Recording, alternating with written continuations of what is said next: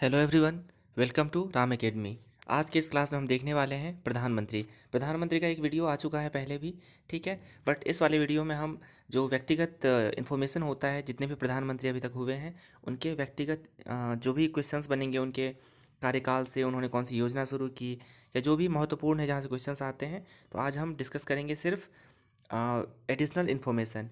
ठीक है, जो संवैधानिक प्रावधान है ये हम पहले देख चुके हैं और वीडियो के लास्ट में हम एक ऑब्जेक्टिव टेस्ट भी लगाएंगे। तो चलिए, वीडियो शुरू करने से पहले एक बार हम देख लेते हैं हमारे प्रधानमंत्री और उनके कार्यकाल। फटाफट देख लेते हैं इसको। वैसे कर चुके हैं, फिर भी यहाँ पे इनका यूज़ पड़ेगा इसलिए देख लो। जवाहरलाल नेहरू कब से कब तक थे? ये 1947 से 1964 तक थे। गुलजारी लाल नंदा इसके ठीक बाद कार्यवाहक बनते हैं। ठीक है ना, एक्टिंग प्रधानमंत्री बन जाते हैं। तो ये कुछ ही समय के लिए थे एक्टिंग में। उसके बाद लाल बहादुर शास्त्री जी आते हैं। ठीक है, लाल बहादुर शास्त्री का कार्यकाल 64 से 66। ठीक है ना, जो हमारा पाकिस्तान के साथ युद्ध हुआ था उस समय ये थे। उसके बाद इनकी डेथ हो जाती है, फिर कौन बनते हैं कार्यवाहक? गुलजारी लाल नंदा जी बनते हैं। ठीक है, ये भी कुछ ही समय के लिए थे। जो कार्यवाहक होते हैं ये कुछ समय के लिए होते हैं बस, फिर फुल टाइम प्रधानमंत्री आ जाते हैं। फिर आती हैं इंदिरा गांधी।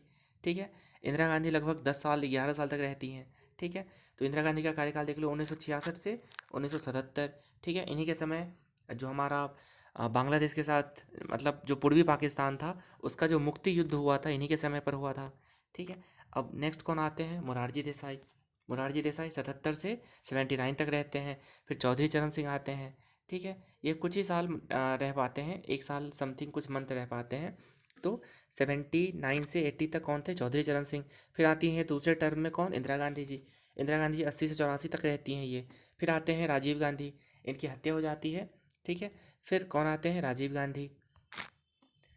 राजीव गांधी कब से कब तक रहते हैं? 84 से 89 तक। फिर आते हैं वीपी सिंह, विश्वनाथ प्रताप सिंह जी आते हैं। ठीक है, 89 से 90 तक।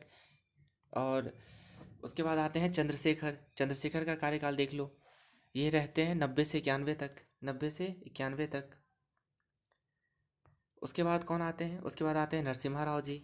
इनके बाद आते हैं नरसिम्हा राव जी। फिर नरसिम्हा राव के बाद कौन आते हैं? अटल जी आ जाते हैं। फिर आते हैं एस डी देवगौड़ा। ठीक है, एस डी देव देख लो एक बार, जो अटल जी जब आए थे ना, ये सिर्फ 16 दिन के लिए आए थे। 16 मई से लेकर 1 जून तक। कितने होंगे? लगभग 15-16 दिन। तो ये सबसे कम कार्यकाल के लिए भी जाने जाते हैं। फिर आते हैं एच डी देवगौड़ा। ठीक है, एच डी देवगौड़ा के बाद आते हैं आई जी गुजराल। ठीक है ना, इसको इंद्र कुमार गुजराल कहते हैं। फिर नेक्स्ट आते हैं, दोबारा आते हैं अटल जी। अटल जी कब से कब तक आते हैं फिर? अटल जी आते हैं 98 से 99 तक, लगभग 1 साल के लिए। इसके बाद फिर आते हैं अटल जी पूर्ण बहुमत में और लगभग 6 साल। मतलब किसी भी गैर कांग्रेसी प्रधानमंत्री के लिए ये पहला फुल टर्म था, मतलब पूरा का पूरा कार्यकाल समाप्त किया हो। इसके पहले भी गैर कांग्रेसी रह चुके हैं, लेकिन उन सब ने में से किसी ने भी पूरा कार्यकाल पूरा नहीं किया था। तो किसी भी गैर कांग्रेसी प्रधानमंत्री के द्वारा पूर्ण कार्यकाल कब पूरा होता है? अटल जी के द्वारा 1999 से 2004 तक, लगभग 6 साल का कार्यकाल ये कंप्लीट करते हैं। फिर आते हैं मनमोहन सिंह जी। ठीक है, ये 10 साल 11 साल रहते हैं मनमोहन सिंह जी। ठीक है, उसके बाद नरेंद्र मोदी जी 2014 से लेकर अभी तक बने हुए हैं। तो चलिए वीडियो को शुरू कर लेते हैं। कल के क्लास में, प्रीवियस क्लास में हमने देखा था भारत का प्रधानमंत्री और जो भी संवैधानिक प्रावधान होता है प्रधानमंत्री से संबंधित, हमने सारी चीज़ें देख ली थी, जैसे कि नियुक्ति। ठीक है ना, कंपैरिजन किया था अन्य मंत्रियों की तुलना में। उसके बाद आपने इनका दायित्व देखा था, इनके कार्य देखे थे, शक्तियाँ देखी थी। ठीक है, ये सब चीज़ें हमने देखा था। और आज हम देखने वाले हैं व्यक्तिगत जो इन्फॉर्मेशन होता है, इसको विविध तथ्य के नाम से मैंने यहाँ पे कंपाइल किया हुआ है, इसको आज देखते हैं। तो सबसे पहली बात, जवाहरलाल नेहरू के बारे में कर लेते हैं। तो ये भारत के प्रथम प्रधानमंत्री थे। ठीक है ना, भारत के प्रथम प्रधानमंत्री कौन थे? जवाहरलाल नेहरू जी थे। इनका सबसे लंबा कार्यकाल भी था। ठीक है ना, और पद पर रहते हुए मृत्यु, हालांकि कई लोगों की हुई है, इंदिरा गांधी की भी हुई है। अपने जो नंबर 3, मतलब नंबर 2 जो थे लाल बहादुर शास्त्री जी, उनकी भी पद पर रहते हुए मृत्यु हो गई थी। बट अगर पूछे कि पद पर रहते हुए मृत्यु होने वाला प्रथम प्रधानमंत्री कौन, तो यही है, प्रथम भी यही है। और पद पर रहते हुए मृत्यु भी इन्हीं की पहली बार हुई थी। ठीक है, नंबर 2 ये कुछ समय के लिए आते हैं, गुलजारी लाल नंदा। ठीक है, अब देखो फटाफट इनको ना अंतरिम प्रधानमंत्री बना दिया गया था। तो भारत के प्रथम अंतरिम प्रधानमंत्री कौन हो जाएंगे? गुलजारी लाल नंदा जी। ठीक है, उसके बाद आते हैं कौन? लाल बहादुर शास्त्री जी।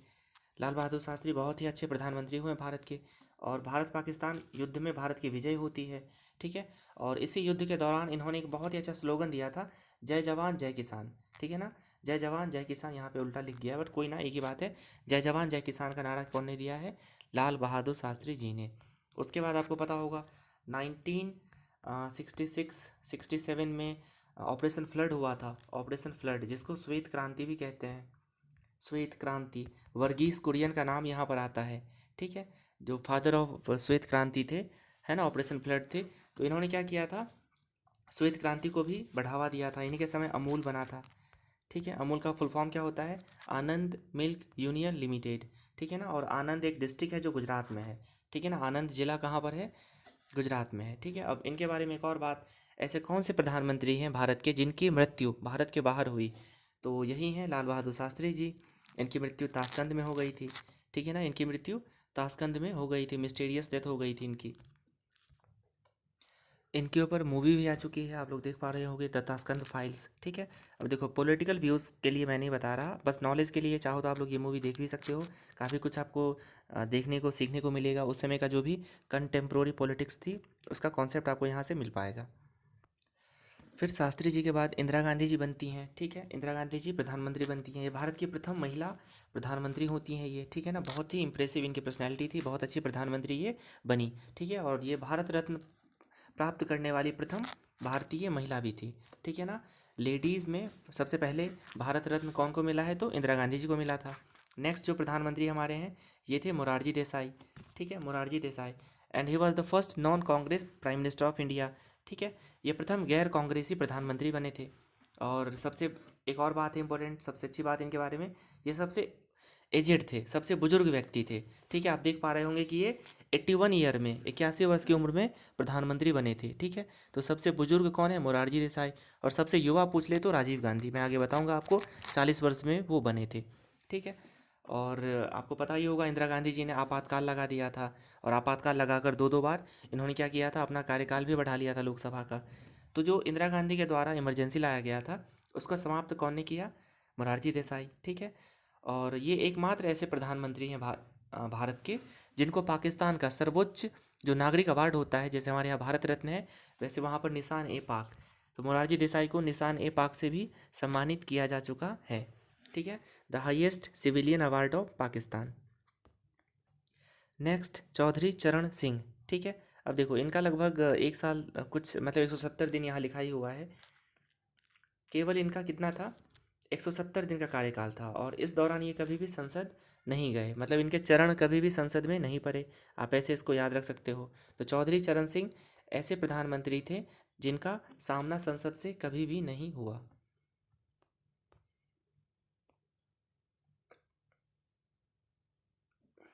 नेक्स्ट, अब देखो एक और चीज़ आप लोग देख लीजिए, आप लोगों ने शेड्यूल्स पढ़ा होगा, शेड्यूल 9, ठीक है। शेड्यूल 9 इनके समय में आया था। इन्होंने क्या किया? जमींदारी प्रथा को एबॉलिश किया और भूमि सुधार अधिनियम लेकर आए थे ये, ठीक है। अब इंदिरा गांधी दूसरी बार आती हैं चुनकर। इंदिरा गांधी कब आती हैं? दूसरी बार चुनी जाती हैं ये। और इनके समय बांग्लादेश लिबरेशन वार हुआ था। बांग्लादेश लिबरेशन वार हुआ था कौन के समय? इंदिरा गांधी जी के समय हुआ था। और जो आज का बांग्लादेश है, पहले इसको जानते थे पूर्वी पाकिस्तान के नाम से। किस नाम से जानते थे? पूर्वी पाकिस्तान के नाम से, ठीक है। तो इन्होंने क्या कर लिया? पूर्वी पाकिस्तान को आज़ाद करवा लिया, ठीक है। बहुत बदतर स्थिति थी उस समय, ठीक है ना। एक पाकिस्तान, चलो मैं आपको मैप में बता देता। अब देखिए ये जो मैप है ये किसका मैप है? ये है पाकिस्तान का। 1971 से पहले पाकिस्तान ऐसा दिखता था। एक पाकिस्तान यहाँ पर था और एक पाकिस्तान यहाँ पर था, ठीक है। लेकिन जो जब भी इलेक्शंस होते थे पाकिस्तान में उस समय क्या होता था, जो ईस्ट पाकिस्तान है, ठीक है ना, बांग्लादेश 1971 से यहाँ से पर लिखा भी हुआ है। तो जो ईस्ट पाकिस्तान है ना, यहाँ पे लोगों को वोटिंग का राइट नहीं मिलता था, यहाँ के रिप्रेजेंटेशन का कोई बात ही नहीं होता था, ठीक है। उसके बाद यहाँ जो मिलिट्री थी पाकिस्तान की वो यहाँ आकर बहुत ज़्यादा क्या करती थी? तानाशाही वाला काम करती थी, बहुत ज़्यादा यहाँ के लोगों को सुप्रेस करती थी, ठीक है।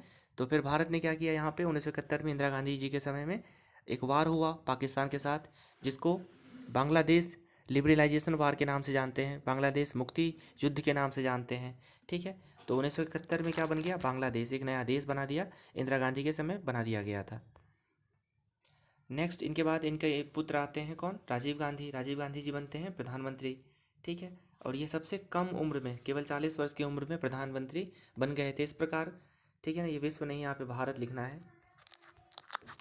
इस प्रकार वो भारत के सबसे कम उम्र के प्रधानमंत्री बने।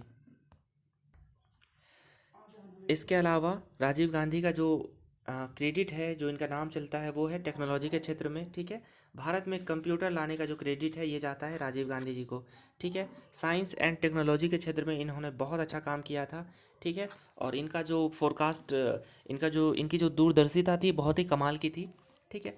इन्होंने बहुत अच्छे अच्छे काम किए थे साइंस एंड टेक्नोलॉजी के क्षेत्र में, फ्री हैंड दिया था साइंस एंड टेक्नोलॉजी को। फिर आते हैं विश्वनाथ प्रताप सिंह, वीपी सिंह, ठीक है। ये पहले ऐसे प्रधानमंत्री थे जिनके खिलाफ नो कॉन्फिडेंस मोशन पास हो गया था, अविश्वास प्रस्ताव लग गया था। किसके खिलाफ? वीपी सिंह के खिलाफ। तो आप याद रख लेना इसको। फिर आते हैं चंद्रशेखर। चंद्रशेखर जो थे, चंद्रशेखर जो थे ये किस पार्टी के थे? ये समाजवादी जनता पार्टी के थे, समाजवादी जनता पार्टी के थे, ठीक है। ये सब उस समय की नवनिर्मित पार्टियां थी, ठीक है। तो जो मेजर पार्टी थी वो कांग्रेस थी, ठीक है। उसके बाद नई नई पार्टीज अभी आ रही हैं।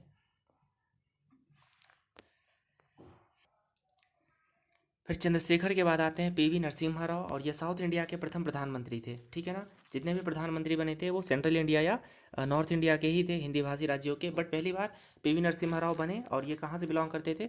साउथ इंडिया से। और ये बहुत ही बड़े इकोनॉमिस्ट भी थे, तो इनको भारतीय आर्थिक सुधार का पिता भी माना जाता है, ठीक है ना। Father of Indian economical reform इसको कहा जाता है, पीवी नरसिम्हा राव को। ये बहुत ही अच्छे इकोनॉमिस्ट थे। उनके बाद आते हैं अटल जी, अटल बिहारी वाजपेयी, ठीक है। यहाँ पे मैंने इनका कार्यकाल मेंशन कर दिया है अलग से, ठीक है। तो ये देखो, 16 मई से 1 जून, ठीक है ना। तो कितने कितने दिन हो गए? 16 दिन हो गए। तो ये सबसे कम है ना, ये सबसे कम दिन के लिए प्रधानमंत्री बने थे। ये फैक्ट भी पूछता है। देखिए, अटल जी 3 बार प्रधानमंत्री बनते हैं। एक बार लगभग 16 दिन के लिए, दूसरी बार लगभग साल भर के लिए, और तीसरी बार मतलब फुल टर्म 6 साल के लिए बनते हैं, ठीक है। तो अटल जी 3 बार प्रधानमंत्री बनते हैं, इनको याद रख लेना। अब देखो, सबसे कम समय के लिए बने, पहला फैक्ट ये है। और इन्होंने क्या किया? टेलीकॉम सेक्टर को फ्री हैंड दिया, टेलीकॉम सेक्टर को बहुत आगे लेके गए हैं। कौन? अटल जी। उसके बाद इन्होंने भारत पाकिस्तान का जो रिश्ता है, जो रिलेशन था, वो भी सुधारने का प्रयास किया। बहुत अपने लेवल पे बहुत अच्छा काम किया इन्होंने। फिर अटल जी के बाद आते हैं HD देवगौड़ा, ठीक है। इनके बारे में कुछ खास नहीं है, बस ये जनता दल से संबंधित थे, इतना बस याद रख लेना। फिर आते हैं इंदर कुमार गुजराल, ठीक है। इन्होंने एक जो ट्रीटी था, जो जो अमेरिका ने पूरे वर्ल्ड पे इम्पोज कर रखा था, कि जो परमाणु परीक्षण है वो आप नहीं कर सकते, तो इसका इन्होंने विरोध किया था, ठीक है।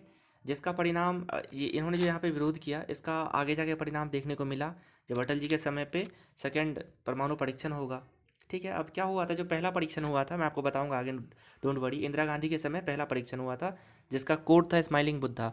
उसके बाद अमेरिका ने भारत के ऊपर बहुत ज़्यादा स्ट्रिक्ट वो लगा दिए थे, सैंक्शंस लगा दिए थे, प्रतिबंध लगा दिए थे। इसका इन्होंने विरोध किया था, ठीक है। उसी समय से पूरी दुनिया को लगने लग गया था कि इंडिया जो है एक बार फिर से परमाणु परीक्षण करेगा, ठीक है। तो इंदर कुमार गुजराल ने खुलकर भारत पर लगाए गए प्रतिबंधों का विरोध किया था। उसके बाद अटल बिहारी वाजपेयी जी फिर आते हैं, ठीक है। तो अटल जी के समय जो एक बहुत ही रिमार्केबल बात थी, वो था पोखरण परमाणु परीक्षण, ठीक है ना। पोखरण परमाणु परीक्षण ये 2 मई 98 को हुआ था। और ये वाला जो परीक्षण था, इसका कोड रखा गया था शक्ति 98। क्या कोड रखा है इसका? इसका जो मतलब कीवर्ड था, जो गोपनीय कोड था, उसका नाम था शक्ति 98, ठीक है।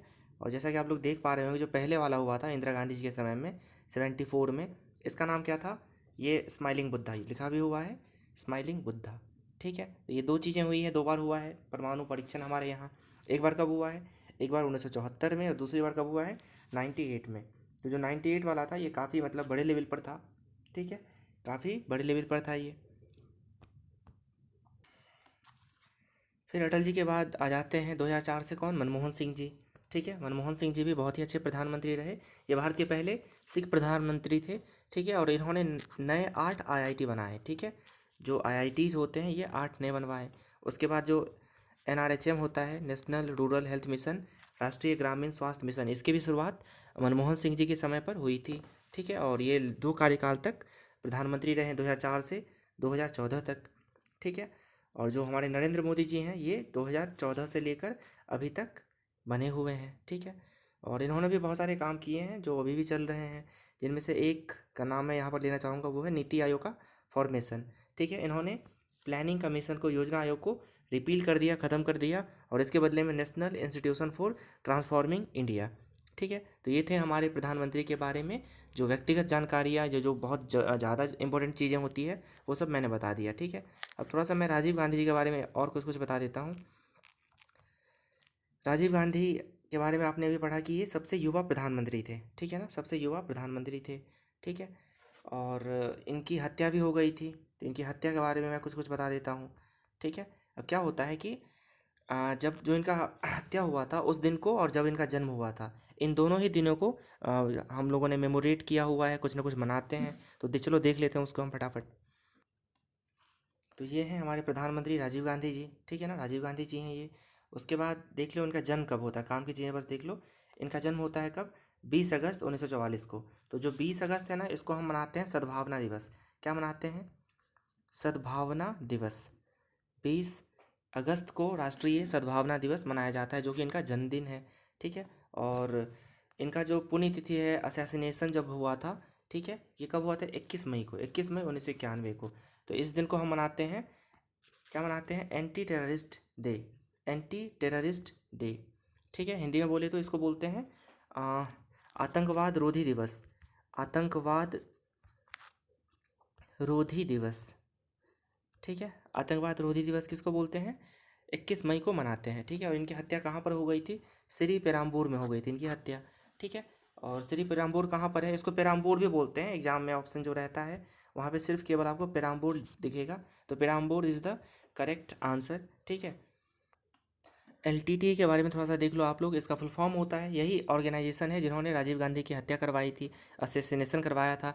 इनका दो असैसिनेशन बहुत ज़्यादा महत्वपूर्ण है, एक तो राजीव गांधी का, और दूसरा इनके खुद के देश का, मतलब श्रीलंका बेस्ड ये है। तो श्रीलंका का जो भी उस समय का वो था प्रधानमंत्री, सॉरी राष्ट्रपति, भारत के पूर्व प्रधानमंत्री और श्रीलंका के राष्ट्रपति, ये दो असैसिनेशन इनके बहुत ज़्यादा महत्वपूर्ण है। इसका फुल फॉर्म देख लो, liberation tiger of Tamil Eelam, ये इसका फुल फॉर्म होता है। इसके जो चीफ थे, फाउंडर थे, ये थे प्रभाकरन। हालांकि इसको भी मार दिया गया है विजय केलकर के द्वारा, जो भी जम्मू कश्मीर के गवर्नर भी हैं। ठीक है, तो उस समय ये एसटीएफ में थे, तो उस समय इनको मार गिराया गया था। ठीक है, तो यही वो संस्था है एलटीटीई जिन्होंने राजीव गांधी की हत्या कर दी थी। आप ये आर्टिकल देख सकते हैं। ठीक है, ये आर्टिकल आप देख सकते हैं, यहाँ पे लिखा हुआ है कि the assassination of Rajiv Gandhi former prime minister of India occurred as a result of a suicide bombing in Sri Perambur, Perumbudur. आजकल इसको पेराम्बूर ही बोलते हैं, तो आप इस नाम को याद रख लेना, पेराम्बूर या श्री पेराम्बूर। ठीक है, तो यही है वो मैडम जिन्होंने माला में बम डाल के इसको, आप यहाँ पे देख पा रहे होंगे। ठीक है, इनको ब्लास्ट कर दिया था, और साथ ही साथ और भी लोग मारे गए थे। यहाँ पे आप पढ़ पा रहे होंगे कि 14 और लोग, at least 14 other in addition to Rajiv Gandhi were killed. ठीक है, तो ये जो इन्फॉर्मेशन है राजीव गांधी के बारे में थी। अब चलिए कुछ क्वेश्चंस हम लगा लेते हैं, ऑब्जेक्टिव क्वेश्चंस। ठीक है ना, ये लूसेंट के ऑब्जेक्टिव क्वेश्चंस हैं जो प्रधानमंत्री पर बेस्ड हैं।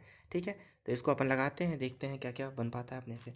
तो लगातार दूसरी बार प्रधानमंत्री पर आसीन होने वाले व्यक्ति हैं, तो इसमें ऑप्शन के अकॉर्डिंग क्या होना चाहिए? जवाहरलाल नेहरू। ठीक है, आपने देख ही लिया था। उसके बाद भारत के प्रधानमंत्री डैश नियुक्त होते हैं, निर्वाचित होते हैं, चयनित होते हैं या मनोनीत होते हैं। तो मैंने बहुत अच्छे से आपको बताया था, ये नियुक्त होते हैं। ठीक है ना, प्रीवियस वीडियो में जो प्राइम मिनिस्टर का पार्ट 1 वीडियो है वो आप ज़रूर देखें, उसमें मैंने बताया हुआ एक्सप्लेन करके।